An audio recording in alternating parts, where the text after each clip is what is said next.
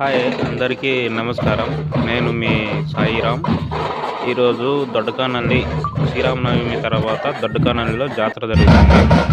అది అందరు దేవుళ్ళు గ్రౌండ్లో కలుస్తుంది. పొద్దున్నే 10 గంటల లోపల అయిపోతుంది.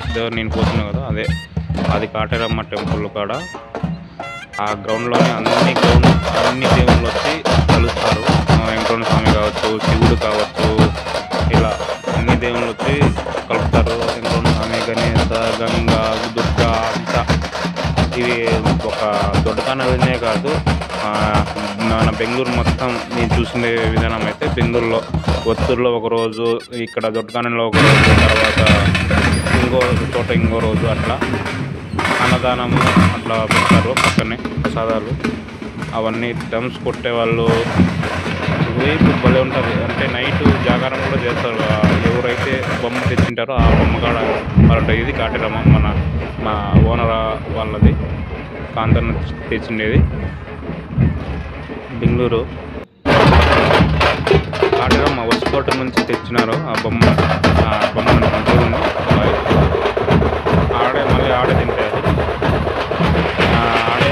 అంటే అది పండుగ అయిపోయిన తర్వాత అక్కడే దింపేయాలి. ఎక్కడి నుంచి తెచ్చినాము బొమ్మ అక్కడే పెట్టేస్తాము అన్నమాట. ఆడికి ఆ ఫెస్టివల్ అనేది అయిపోయాయి. అది విషయము.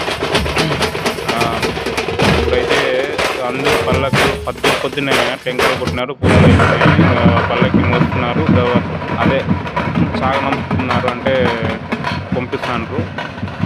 చూద్దాం ఇంకా ఎట్లుందో ఏమో. సంవత్సరం ప్రతి ఏటా జరుగుతూ ఉంటుంది.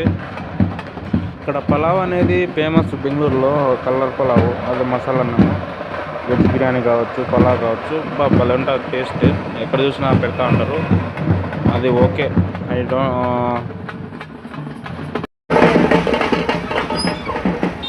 నైటు అది దొడ్డకానంది కానీ ఏదైనా కానీ జరగగానే ముందు రోజు డెకరేషన్ చేసి నైట్ పూట్ల బొమ్మ అదే లైటింగ్ సింబల్తో వేసి డెకరేషన్ భలే ఉంటుంది. అదిగో కాటేరమ్మ ఆశీర్వాదాలు తీసుకుంటున్నాను నేను ఇప్పుడు. జై కాటేరమ్మ హారతి తీసుకుంటున్నా ఇప్పుడు. తీసుకున్నా, పూలారం ఇచ్చారు, తీసుకున్నా, బొట్టు పెడుతున్నాడు. ఓకే, ఇంకా అయిపోయింది. వెనకాల ఇవన్నీ అదే కాటేరమ్మ ఎత్తుకొని పోతున్నాడు కదా.